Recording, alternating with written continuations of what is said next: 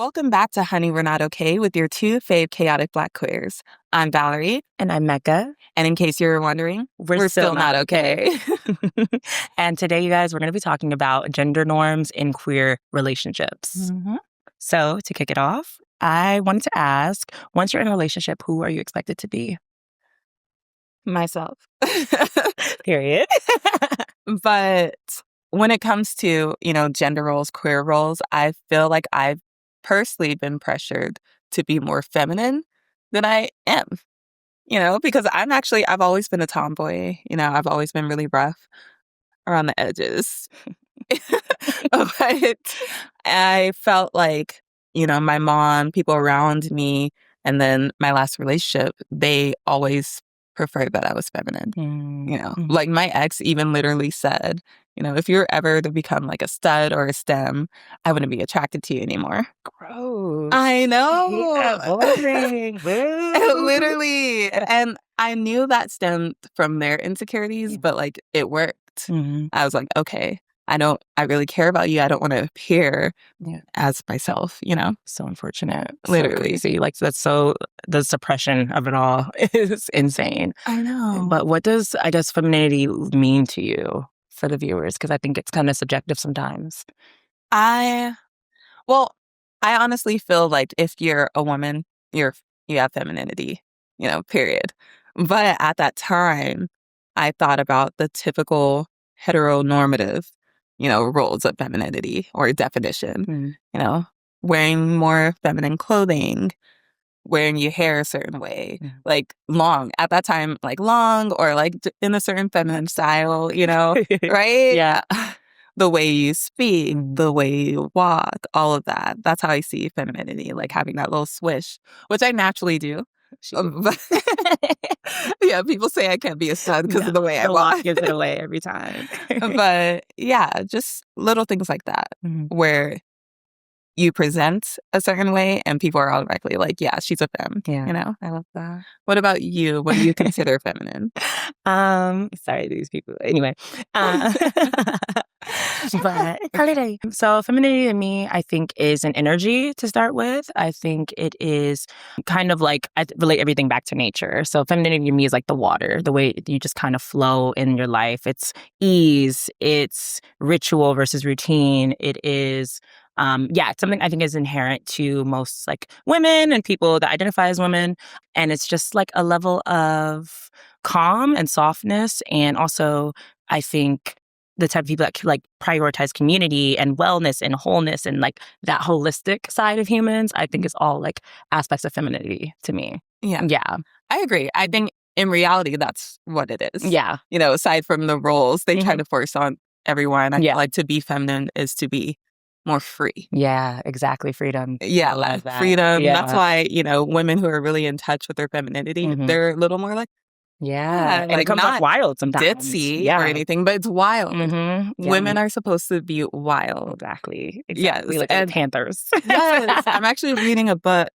What's it called? Women Who Run with the Wolves? Yes. Have you read it? No, I want to. I need to finish. I just started it. It's so good. Because like I relate to it, especially since I've become more authentically myself. I'm just like, oh, wow. This is really what women are supposed to be. Yeah. Not just, I'm in the house, I'm cooking, I'm cleaning. Yeah. Like, if you feel good doing that, cool. But, like, that's not naturally our role. Our role is to be more nurturing. Yeah. For sure. That's typically natural to us. Yeah. But that doesn't mean you're in the house doing what a man or anyone is telling you to do. Exactly. We are not supposed to follow the roles of other people.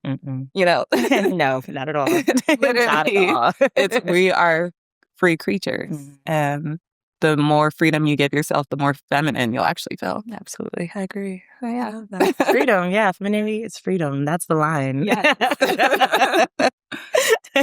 But have you ever felt like you were put into a box, like a gender role box? Yeah, I think for me, almost, it was kind of the opposite of an experience. Back when I was dating men, they tended to masculinize me because I was taller, because I was dark skinned, because like I had an athletic build at that time. Like I would literally be told by men like, oh, you're so big, you're so tall, you're so this. Like, that's insane. For reference, she's 5'8". That is not that tall. I know, like, a lot of women tend to be tinier, but Mhm. pretty much everyone I know is around this height. Yeah. So that's crazy. Is it, Sorry. it is crazy. It's so weird. So I think for me, I was always fighting masculinity and being masculinized. So when I started dating women, I went the exact opposite direction in every way I could because I had like really scars from feeling like I'm not womanly enough or feeling like, oh, they're always going to put me in this box because I'm dark skinned and tall and this and that. So I think it's not been assigned to me with women as much, like any assumption in either direction. If anything, I feel like women think I'm one thing, and then it's like, no, you're actually a little, and just a little girly pop.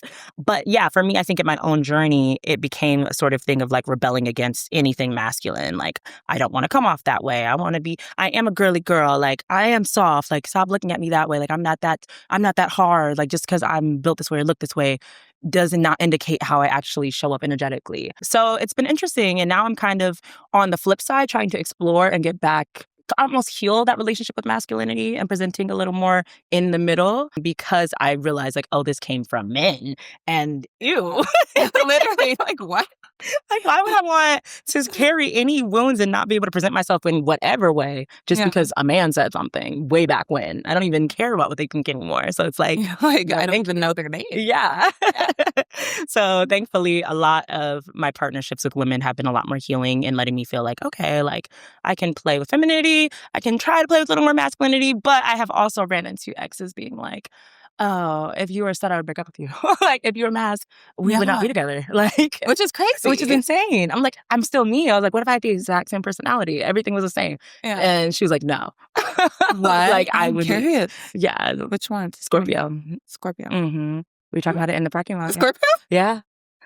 That's so funny since Scorpio was attracted to my math ex. So, like, literally my STEM ex, but dressed mask. Yeah. So that's very interesting. I think that stems from them feeling like they can't control you. Yeah. Yeah. If I can control you to stay in this little box and have some insecurities, then I win. Yeah, that part. Yeah.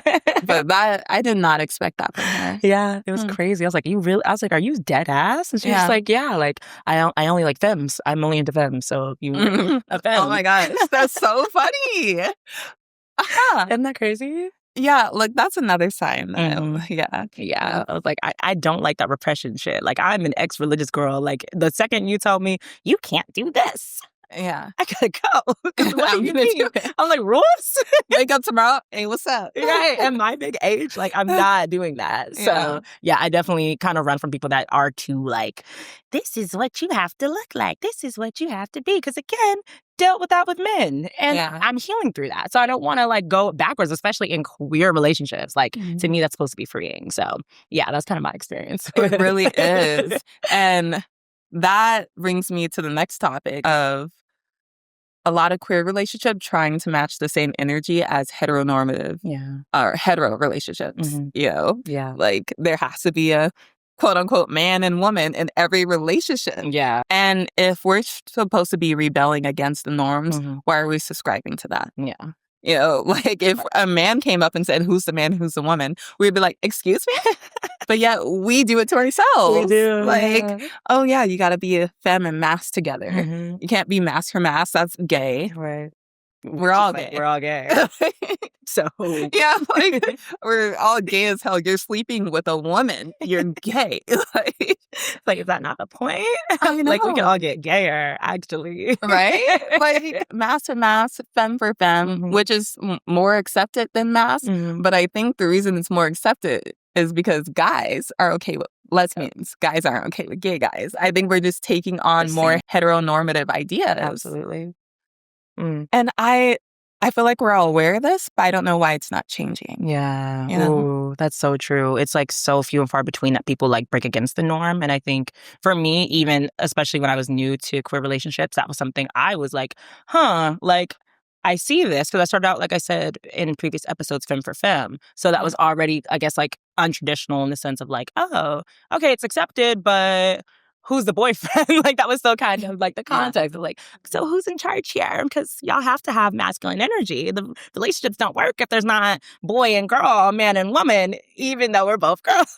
It's so crazy. Yeah, I agree. But I do think that one partner does have to have more masculine energy and one partner has to have more feminine energy. Because I think it's all a balance. I don't think it's about like the clothes you wear and the things you do. But as far as energy, like honestly, two floaty people in a relationship, it's not going to work because who's going to ground it? I think masculine energy is more grounding. So I will say it can be two femmes, but I think one has to have more of a grounding energy, which is a masculine trait. And then one has to have a free, floaty energy, which is a feminine trait. Yeah. So I get that, but I don't think, every mask is more masculine. There's some very soft feminine masks out there 1,000%. that can go with a more masculine femme, Yeah, no. Or a soft mask with a more harder dom mask, Like, I think it's really about energy only. That, yeah. Yeah, 1,000%. And that's exactly how I see it. I think, and I guess an ode to my non-binary folks, I think everything does go back to just energy. And in any relationship, whether you label that as masculine or feminine, you have to have balance. And I think that's more important. And I think people do get caught up in like, you're STEM, so you do this. You're math, so you do this. You're femme, so you do that. And it's more so, what are your strengths? And there's a lesbian couple I love. They had a beautiful breakdown of like how they split up household roles because they're married. And they're both technically maybe femme presenting. But one was like, I came with my girlfriend when we were dating and I was like, I hate doing laundry. She's like, I love doing laundry. And it was more so like, what are your strengths as a human being? Like as an energy body, what do you do well? What do you not do well? And does your partner balance that out? It's not who's wearing the boy clothes and who goes to the gym more and who makes who's making the food. It's more like, what is your capacity? What is that person's capacity? And does that align versus like, you wear the boy clothes, so I need you to open my door. I need you to pay all my bills. You need to be like, I don't like that presumption of, because someone might present more masculine, they are the provider or the leader or they're running the whole relationship. When it's like, really, it should be a partnership. Everybody should be contributing the same thing in their unique ways, in my opinion, like regardless. Yes, in their unique ways. Yeah. So, okay, that makes me want to get into how do you feel about a partner you're with being the provider and the one who does majority of the weight when it comes to providing, to opening the doors, to driving. How do you feel about that? Yeah. For me, it's like, baby, have you deconstructed that? Because I think with my last relationship, someone that's doing that because they feel like they have to is a no-go. But to me, it's like, if you're explicitly, because that's a dynamic in lesbian relationships specifically, like butch and femme, or like there's people that literally call like their girlfriend their boyfriend. Like there is things that like exist like that. And that's, I've never done it, but I get it. So to me, it's more like, are you enthusiastically doing this? It's like almost a consent thing. Like, do you like to be the provider? Okay, cool. If you're going to provide that way, I'm cool if I can provide my way. Like if you're doing all this, okay, cool. Then maybe I pick up around the house or like I plan the dates or something to feel like I'm also giving back. But I don't mind if someone is okay with being in that role and not if they feel like they've been pressured to be in that role and not if they feel like they have to. But if they're just like, I get joy out of providing for you, then hell yeah, I'm going. That's a problem. Yeah. Okay, I agree with that. Yeah. I do feel like my past relationship, they did everything. And it took a while. When I first got with them, I didn't like when they did too much. Yeah. I was very prideful, very hyper independent. I didn't trust it. Yeah. And they like tried to get me comfortable with it. And so it seemed like they really wanted to do it. They liked doing it. But I find out towards the end, it caused some resent. Because I am also not like... Sorry. I don't really cook and clean like that, guys. Like, I'm... Just girls. I'm just a girl. I carry a lot of emotional weight for the relationship. That's one thing I will do. Like, like, when it comes to communication, I am the one that's carrying that. When it comes to being less emotional so that I can be the one there stable for my partner, that's the stuff I have to do, So it doesn't seem like much to some people, but it's a whole hell of a lot. Yeah. Especially when you're with a partner that does have some struggles. So I would say that was my thing. And at first it was enough, but eventually it wasn't. But I didn't know that. Yeah. So for me, it's like, yeah, if this truly makes you happy, Mm-hmm. do it. Because, I like it. Yeah.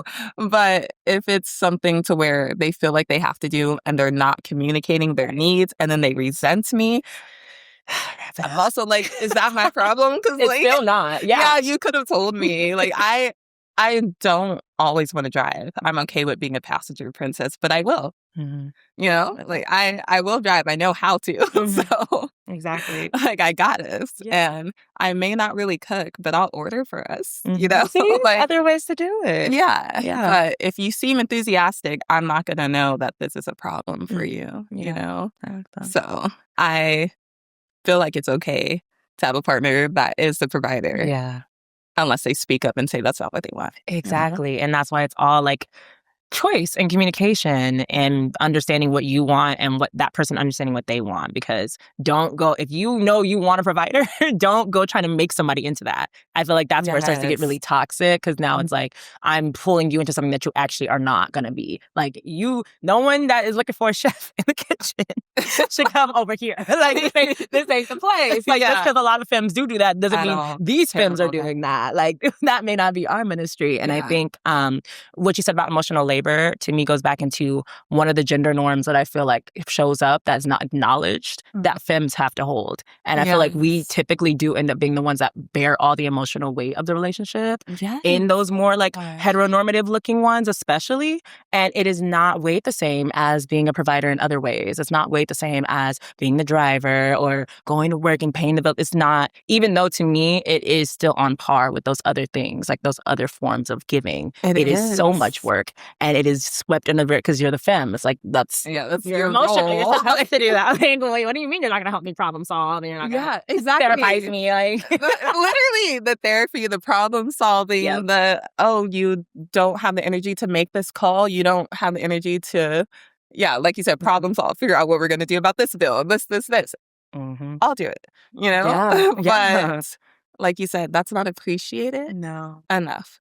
Well, by some people. Yeah, by some people. I'm not going to say as a whole, but I feel like it's very easy to bypass because it's not a physical thing, Agreed. Yeah. And I've seen that show a lot. Yeah. Without it, people would be struggling. You didn't love me. You didn't care. Yeah, seriously. Like, oh my gosh, my life is falling apart. Maybe because you don't have that person that's balancing you out and stabilizing you. Exactly. I don't know. That reminds me of the quote. Well, I don't know the quote, but behind every good man is a good woman or something.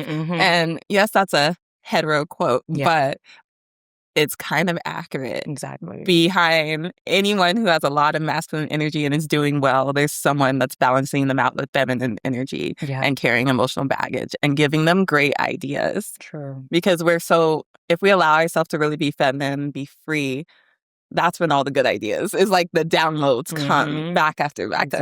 Like, we're not supposed to be stressed and like constantly on as someone who's leaning a little more into their femininity than their masculinity. Yeah. And it's because we are supposed to be creatives more. Exactly. Yeah. And it sucks because like the world is kind of built for masculinity. And I think that's part of the problem, at least that I've seen, is like, as much as we try in the queer community to, well, honestly, there's not enough trying, but as much as you would hope in the queer community that it's more open and that it's a little bit more flexible with the norms, it's like our society at large is still so masculine coded. The way we have to work, the way even the things we're supposed to value, like, it's all tied a little more to masculinity than femininity, because again, femininity is more cycles. It's more like, we have a menstrual cycle. We have seasons. It's kind of supposed to be like, ooh, whereas capitalism in this society, it's also, work hard. Rest a little, but work a lot. Like, it's very hard and rough. And I think it reflects, and that's why it trickles into spaces that are not supposed to be this rigid. Like, we are not supposed to have these gender norms. We are supposed to be in opposition to heteronormativity. And I think it's just so disappointing to see, like, dang, we can't even escape that. No, like, oh man, will we ever be free? Will we ever just break from the chains? But that's America. Yeah. We're not supposed to be free. We're not. No. None of us. No. Queer, straight, whatever. No. We're not supposed to be free. Exactly. And it does take a lot to fight against that. Yeah. So I can't even really judge that we're like this, you know? Like, everybody's doing the best they can. they really do the best they can. We have some people that fight it a little, you know, and that's good. We need the fighters, but some of us are just trying to survive. Yeah. And it takes a lot to think about all the extra things. Exactly. Oh, I'm being toxic masculine. I'm being toxic. I'm a victim of toxic masculinity. I don't know how I'm trying to say that, but, you know, to have to think about that and like actually change the way you move all the time, it's a lot when you're trying to just make sure you get to your 9 to 5. Absolutely. So I get it. It just sucks. It does. It does. And on that note, how do you think, obviously we both have like unlearned a lot of it, but do you think there's any ways that it still shows up for you, like heteronormativity in what you're looking for in recent relationships, in any way for you still to this day? Oh, yeah. Yeah. It does, because, you know, now that you ask me that, I actually just realized I think I like the idea of stems because I feel like most stems dress masculine. Yeah. And I think naturally in my head, I'm like, they're more dominant. They're going to take on the more dominant things, like, or the more masculine things. Yeah. You know, I naturally think that. And I think that makes me more attracted. Because, like, I know what I'm great at. Yeah. Like, these are my strengths. Yeah, these are my strengths. Yeah. So I'm equating your boy clothes to you being able to do all those masculine things. Yeah. When, you know, I mean, it's been true for me, but I know it's not always true. Yeah. I know a lot of you like STEM studies. I know you guys are really just baby girls under it, and that's okay. I actually love that. Exactly. But I think naturally I do subscribe to that, you know, when I'm not thinking about it. Yeah. Yeah, we all have that like unconscious like bias, and also just like you said, attraction really. And there's nothing, to me, there's nothing wrong, I want to say, like with masculinity in its essence. So it's like people can damn sure be attracted to that and damn sure like want those qualities and those traits in a partner, in my opinion, because it's just like, it's not inherently bad. It's just like with anything, the extremes is where it gets scary and gets oppressive and gets like, okay, calm down, like balance out that energy. Again, balance. It all goes back to that. So I don't think there's anything inherently wrong with being like, yeah, I'm a little more attracted to people that take on masculine roles or blah, blah, blah, you know? So yeah, that makes sense. So I have 2 questions for you. Yeah. First, what do you mean about extremes? In terms of like energy expression. So I think uncontrolled masculine energy becomes toxic masculinity. And that's an extreme way to express masculinity. I need some examples. I'm getting there. Let me get there. Like, get to the meat of it, damn it. Like, oh my gosh. Sorry. I'm impatient. It's early. So I think, I mean, it's pretty obvious. Like, I think, again, if masculinity is grounding in a neutral state, then in an extreme state, it's abusive, it's suppression, it's people that speak over other people, it's people that use their power for bad or use their power to demean other people or demean their partners. So to me, that's like one example of like extreme masculinity. Is like you're taking over the space now. Like you are consuming everybody and everything because it's an extreme level of it. And I think even the same with femininity in a way, and it's not really talked about, but I think that submissive, I'm just letting everything happen to me, can kind of put you on almost a victim place, and not in a negative way, not for actual victims, but just like you're victimized by life now. Like you have no power or control over anything. So to me, those are the 2 ways that like the extremes of the energies can manifest in people.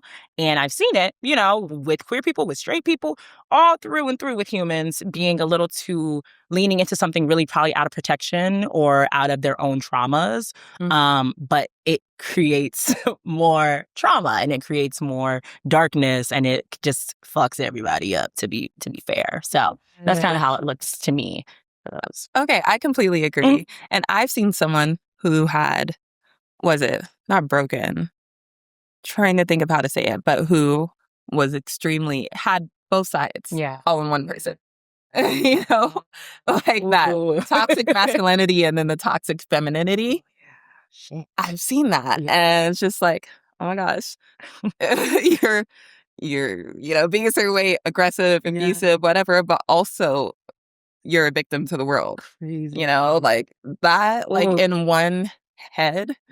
I know that was a lot. You know, that takes a lot of extra healing. And like you said, comes from a lot of trauma as a child, you know, because we have both in us. You know, we are supposed to be masculine and feminine. Absolutely. But ideally, in my opinion, women do get to lean into their femininity more. Mm-hmm. I do think that's how it should be. Yeah. And then men lead into their masculinity more Mm-hmm. in like a healthy way, even though we have both. Yeah. But like you keep saying, it's about balance. Yeah. Exactly. And when we go a little too, that's when things get crazy. Exactly. Yeah, like it's not cool to be that toxic masculine person. Like that's not cool at all. Like No.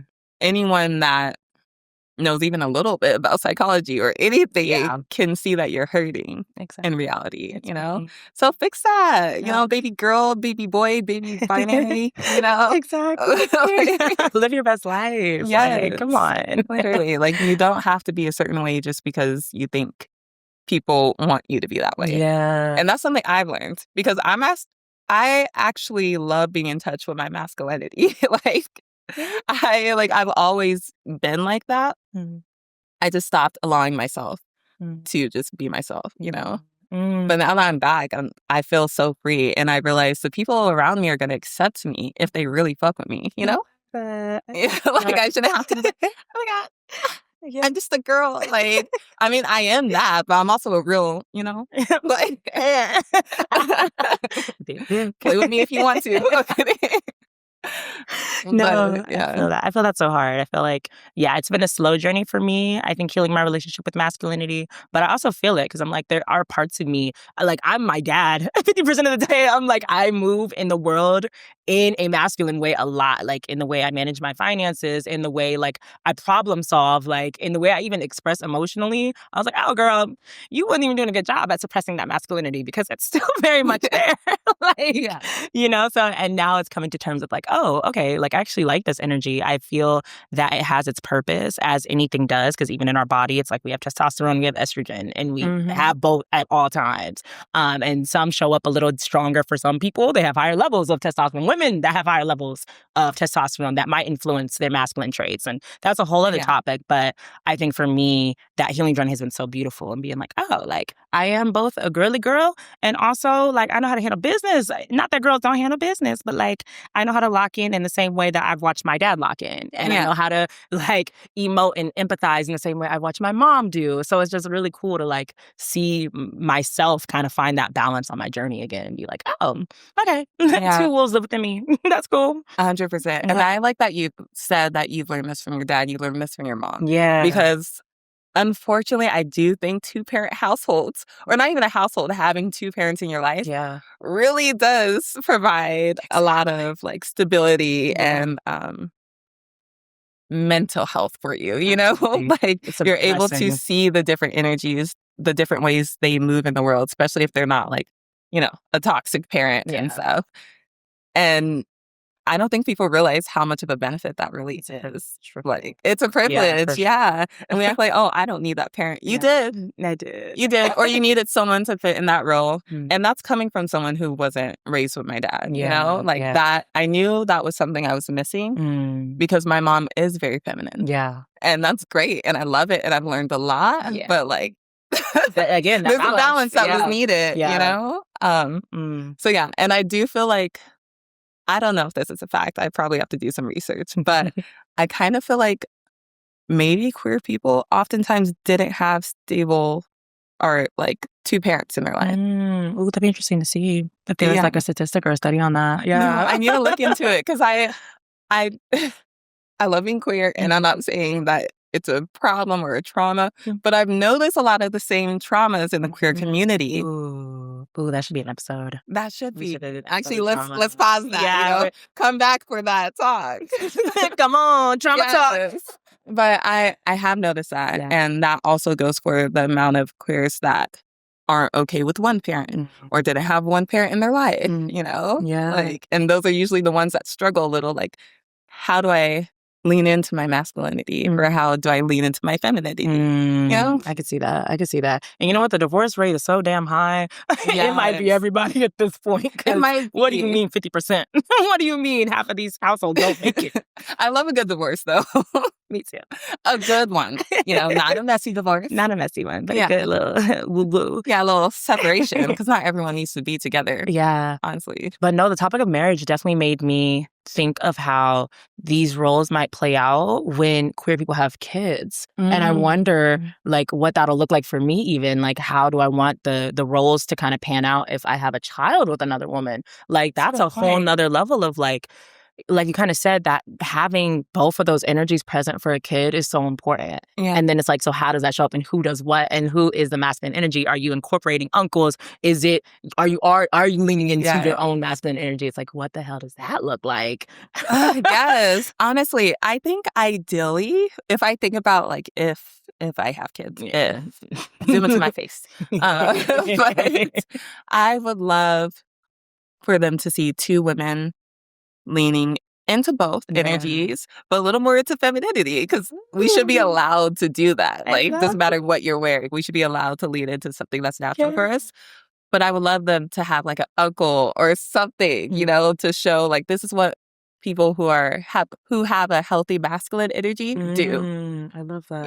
Like I don't know. I like that. Need it all. Yeah, 1,000%. But I like what you said about like kind of letting that kid see like the world is so expansive. You don't have to fit into one box. You literally have two moms, so you're already not going to if you wanted to. But also having like those different examples. And I think it all goes like, for me personally, I believe in it takes a village. So regardless, if I bring a child into this world, they're going to have so many examples and role models, hopefully, that are healthy. Yeah, healthy enough. Yeah, it's hard to be completely healthy in this world. No one's gonna be out here. We're all doing our best. But I think, for me, it's the exact same thing. Like, I would never want my child to feel like they had to be anything except for themselves. And I would want to make sure I modeled that with whoever my future partner was. And also, like, my family around me also reinforcing, like, okay, like, most of my family's straight, but a lot of them thankfully have more radical views. So I know that they wouldn't be like, oh, you had a son? Oh, he's got a... Like, hell no. And if I have a son, especially... Ooh, the work that would be going on. I know. Oh my gosh. I've always said, like, if I had a kid, I would want to have a daughter, because, like, raising a son in this world, in America especially, is difficult. Scared. Scary.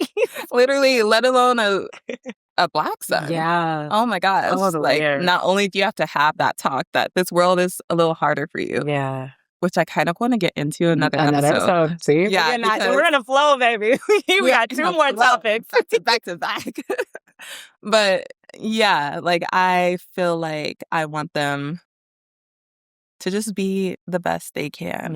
Yeah. And not be a predator. Yeah. Heavy on that. Because I feel like this society wants us to raise our sons as predators, or not even wants us. It just naturally happens because of that excess masculine energy, in my opinion. It goes back to that like extremism stuff, and like men kind of like we were talking about, what we're going to talk about soon is like men not being able to express emotions, or masculine people not being able to like cry. All of that becomes built up and expresses into violence or expresses into harm. And it's just like, I think the more that we raise people and help people kind of see, like, it's okay to be everything. It's okay to be both. Then we work to shift what exists in society right now, which is more extremism, which is more like toxic this, toxic that. It's like, if I have a son and hopefully he doesn't go crazy and he knows how to treat women and he's respectful, his friend group learns from him. And now we're making a like societal change by queer people really leading the front lines on that. And making sure that we represent ourselves correctly and,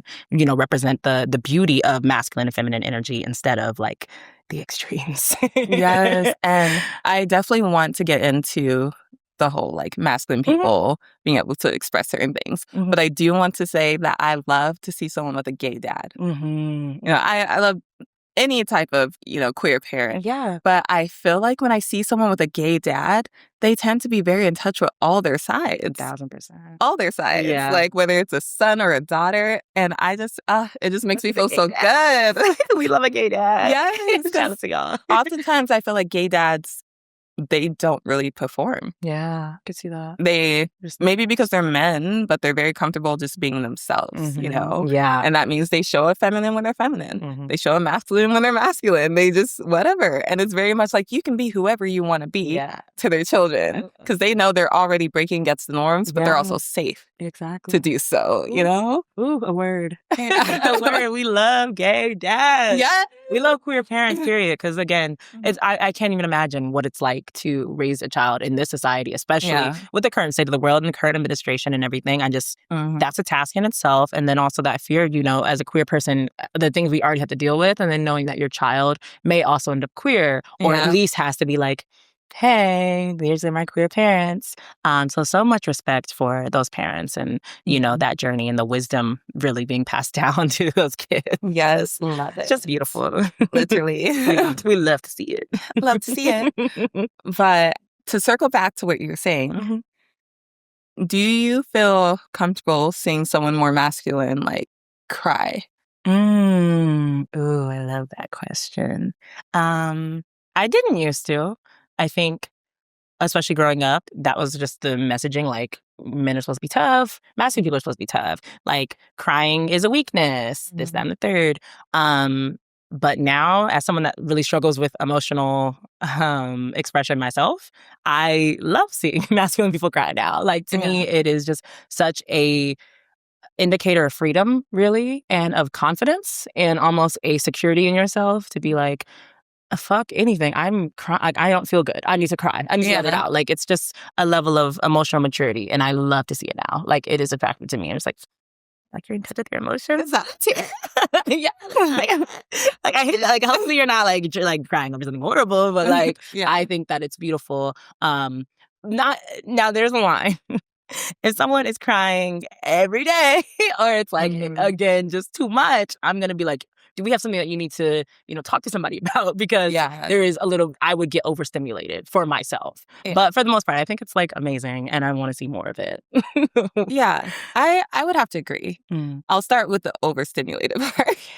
If you're crying all the time, I will think it's manipulation, depending on like the type of person you are, but it's sometimes used as manipulation. And if you're crying all the time, especially when I know you're up to some shit, like, we have a problem. Right. Or there's something deeper going on that you need to be seen for. And for me, I'm not going to be okay with you not dealing with it. And I'm dealing with, you know, you cry every day on the end, like, love can only go so far. Exactly. Still got to be compatible. Exactly. But should everyone be allowed to cry no matter how they present in the world? Yes, please. Because if you're holding that in, you're just going to blow up. Or actually holding things in causes health issues. So it's like, we should be crying. And if you feel you haven't cried in a while, make yourself cry. Like, don't hurt yourself, but like, sit there, really think about the things you've been suppressing. You know, maybe take some shrooms if that's going to help. You know, something like, get it out, because we are supposed to express ourselves. As long as you're not, I feel like, who doesn't cry? Certain personality disorders, you know? Like, you're not going to. You're never going to. You're probably not going to cry. It's probably going to be something very rare for you. That's natural to who you are. But if you don't have that, and you haven't cried, that's a problem. Like, sit down, let yourself cry, please. It's okay. It does not matter what you look like, how you present in the world. You need to cry, babe. Okay. Let it out. Let it out this weekend. If you're listening to this, go sit somewhere and just let it out. Cry, scream, yell, whatever you have to do. But it's so important, like you said, to get that out, because it just shows up as so many health issues in the body, inflammation, everything. And I think that would be an amazing thing to talk about as well, like how we stay stress-free and self-care and all that. Like, that would be, because that is, I don't know if you've gotten this, but like, well, you suppress emotions for sure. But I do at times, but I've been trying not to. And I feel like the more authentic I am, the more I allow myself to feel, even if it's not in front of people. You know, in private, I'm like feeling what I need to feel. Like, I'm going through those thoughts and crying randomly and being like, heck, I'm done. Like, I'm just like, I'm letting myself feel. And I feel like that allows me to show up not only authentically, but like light, you know? I feel like a lot of people wouldn't say, you know, I'm an angry person or like I have dark negative energy or anything. It's because I allow myself to like unload, you know? So important. It's important. So important. So when was the last time you cried? Like 2 weeks ago. man, I was spiraling for a solid 4 hours. I just like, and I was about to start my period, but it was a mixture of that, a mixture of a conversation I had, and then I think also a mixture of maybe me ignoring my feelings a little bit, because it happens, especially in like this type of society where it's go, go, and go. Oh my God, yes. Yeah. But like, that's why it's important to, if you're feeling the type of way, just collapse. Allow yourself to collapse for a little bit, We can have structure around it. Like, for sure. I'm going to cry and feel this for the rest of the night, or for like 4 hours, then I'm going to get up, I like that. Yeah, but if you don't allow yourself to feel, eventually, like, you are literally not going to have a choice. Your brain, yeah, your body, like, it's going to get to you and it won't be your choice at that point, Feel the things. Feel the feelings, Yes. y'all. Feel them all. Mass, fem, everything in between. We need to be humans. Y'all heard them vocals, right? Get her in the stew. Don't get me started. Okay, but no, with that, I wanted to ask, with everything you know now, what would be your ideal kind of balance in your next relationship? Obviously, we are in our hot girl summer. We ain't doing none of that right now. No relationships. No relationships, free, single, chilling. Yeah. But when you're ready, how do you kind of feel like you want the roles to balance out for you? For me, well, okay, do you mean like what we do in a relationship? Yeah, in terms of like, energy? Are you either one really? Like, what energy are you looking for? Are you looking to stay with like the kind of STEM energy? Do you want someone still to be kind of more of a provider? Has that changed? Like, what are you kind of anticipating or wanting next? That has not changed. Yeah, period. Yeah, so like I do like a STEM energy because when I see a STEM, not all the time, but I think that's a balance of masculine and femininity. I do like someone who is a little more in touch with their masculine than I am because I'm still working on that. Yeah. I am in touch with my masculine, but not the way I should be, when it comes to like discipline in certain areas, because that's a masculine trait. Yeah. So if I could have someone that could balance that out, that would be great, Yeah. I will do the emotional labor. Like, that's very natural to me, but not if it gets too much. But with a reason. But I do want someone who is a little more in touch with their masculine side and feminine. Yeah. But yeah, you know what I mean. Yeah. But as far as like the actual things we do, yeah, I am not a provider. Yeah. Like, I feel like I'm not at a place in my life to where I could even really be a provider. Yeah. To be honest, like, I am providing for myself. And after like going through the breakup, yeah, literally, like, take care of me. Like, I provide here and there. I definitely want to, but if you can provide, comfortably, and you want to, then I like that. Yes. And you want to be honest. If you want to be taken care of like a little baby girl, go say that. Yeah. It's not happening over here, but yeah, literally. Leave with that. We're the wrong ones. Yeah, no. But if you want it, we support that. Exactly. We want you to get it, Exactly, because you deserve that. You deserve it, queen.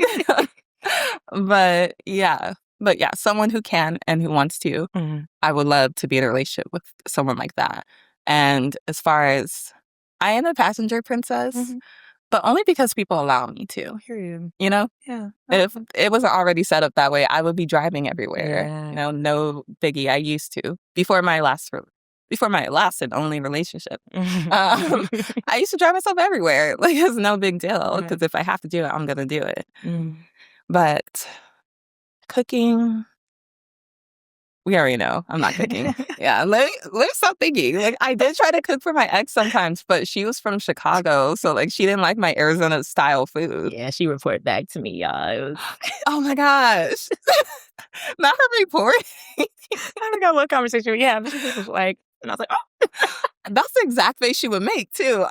See, the problem is she pretended to like my food while she was eating it, and then later she'd be like, "Yes, that's foul. It's so foul, so foul." I was proud of myself. I was like, "Oh my god, you like it?" And I like to make things spicy, but not like like I put seasoning, but it's not like Chicago style, you know? Like there's very few people in Arizona that can do something Chicago style, Yeah, you it's a know? different flavor profile out in the Completely Midwest. different. So Completely. delicious. Yeah. Oh my gosh. But you know, I'm from here. Okay. Yeah. So the only thing you're gonna get is seasonings to my liking and a lot of spice, okay? Because we're near Mexico. That's all you get. And she didn't really love it. She got used to spice towards the end of our relationship. Good, because spice is amazing. Yeah.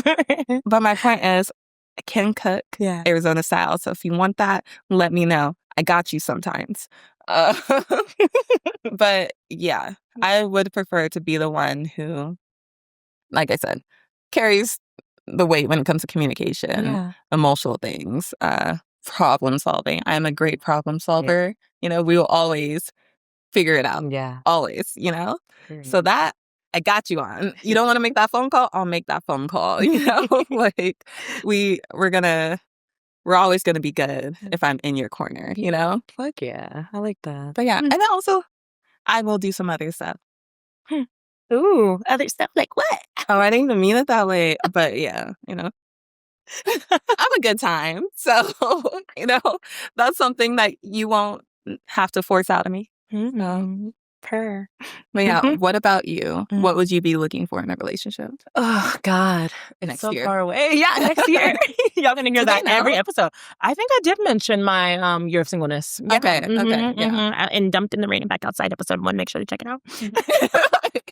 Yes, please check it out. But anywho, for me, I have thought about this recently, actually.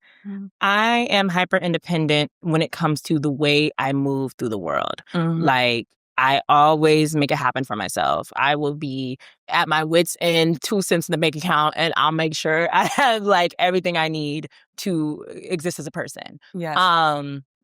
Excuse me. Let me just say, she literally just did this. Like, she just, can I tell them? Yeah, go for it. She just had to move out of her exes because her ex was like doing some crazy shit with, you know, someone they were talking to. Maybe that's a story for another time. Actually, we'll get into it either next episode or the episode after that, because it's kind of about how, you know, us women don't really mess with each other. Like, some of us out there just, you know? Girl code is non-existent. I feel like, especially in the queer community. Yeah. Oh, for sure. Yeah. But anyway, because of that F shit, you know, she had to move out, and she applied that same day it happened, ended up moving out 10 days later. Okay. Like, and got all the moving done in like an hour. Yeah. You know, so hour and a half. So like when she says she's hyper independent and she will get it done like this, she will. And will. Yes. And will. Mrs. Recovery, Mrs. Resilience. I've restarted my life so many fucking times. You wouldn't even believe. The Lord goes deep.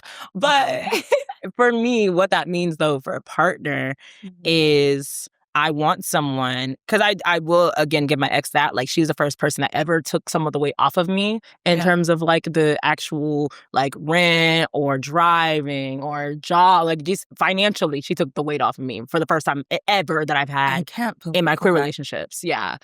Yeah. So I was just like, oh, and it was hard for me because I was just like, like I even my parents are like, we don't have to worry about you. You never ask for money. Meanwhile, my sisters, they are running up a check at all times. Me, I'm just like, no. Last resort. No. Oh my God. So for future partners, I think I want that energy again.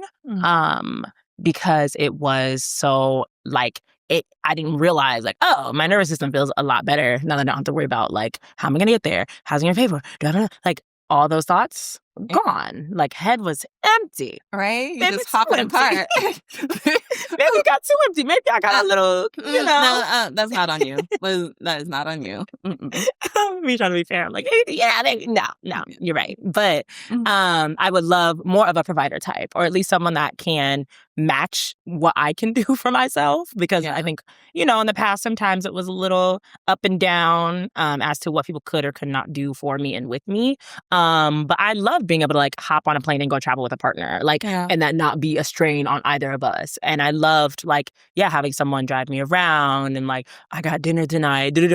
Love that. So I would love that again. So I guess that masculine energy in a sense, if that's what you want to call it. But on the inverse, emotionally, I want the most feminine energy You know ever. what? Ever. Yeah. Like, that to me is the balance I need. Like, because sometimes when people are in that role of provider, it becomes the emotional intelligence and the emotional compatibility is not there for me. And that's the part I don't want to compromise on that either. Like, I Yeah. want both. Like, you can take care of me, you can do these things enthusiastically and willingly if that's what you want to do. Please. Please. Please. Please. Like, you don't have to You do it. There's not Yes, you can. But anything get it to your head, done. okay? Yeah. Right? Like, I will do it. Like, it's never, ever like you're being held hostage. Yeah. But I would love it because I think it's such a beautiful act of love. But on the flip side, like I said, I want someone that can also key with me, that is a safe space for me to open up emotionally. Because if I feel like it's a cold wall, and you're also doing all this stuff for me, now my hyperindependence is kicking into overdrive. I'm like, oh, yeah. well, shit, it's because you're doing all this stuff. So now I can't, like, there's not room for me to really be myself because you're suppressing me now because you also, it's just too much. So I would love someone that is really in touch with their femininity in the emotional, spiritual sense, because I think that would help me feel more secure in mine and also be able to like emotionally regulate with that person and like really open up and like exhale, be like, okay, like, oh, okay, fine. Like maybe I'll give you a little cry. Like, See? You see that? Right here. And that's something I had, I think, a little bit with my first girlfriend. Something I really love that she did is I think I had gotten like COVID and was just like a little depressed or something.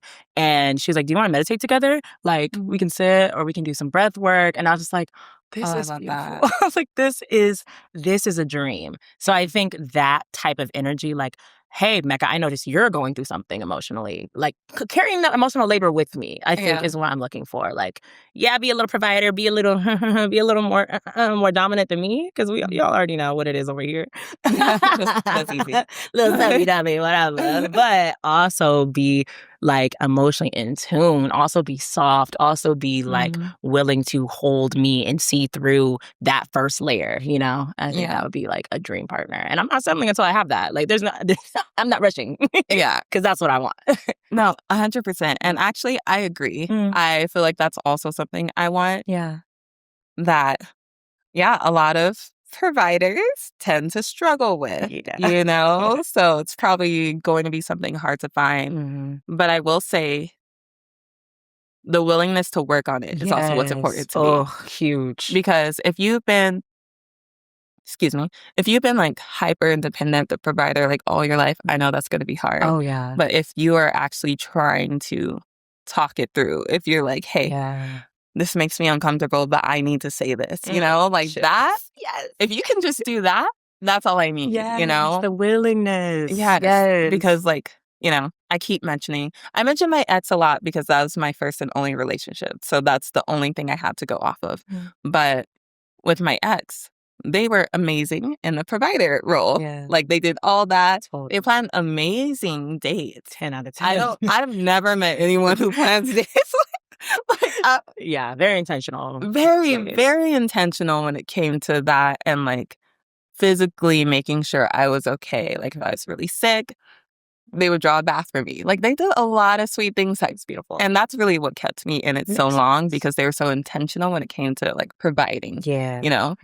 But emotionally, they struggled a lot. And it was like pulling teeth, and it would be like they say they're willing to try to communicate more or to like be in touch with their femininity and their emotions, but then I don't know.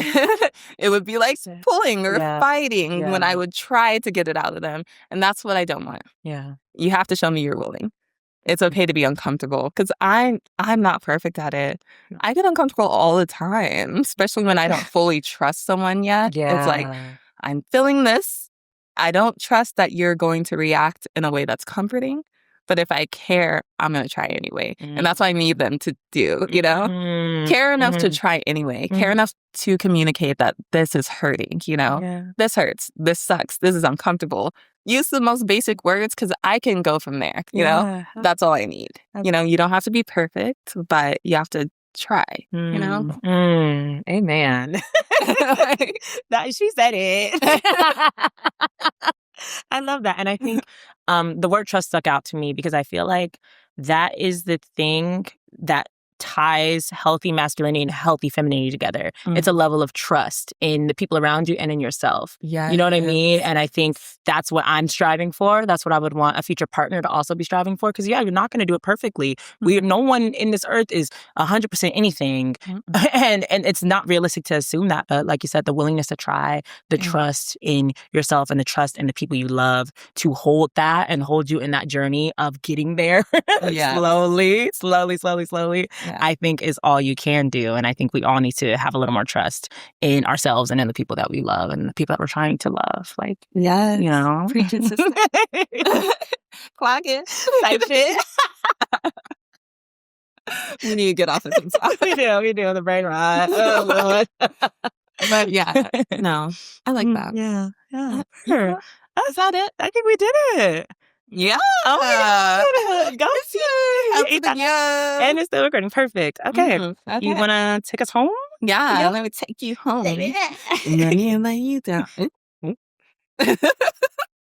What was that? Yeah. Anyway.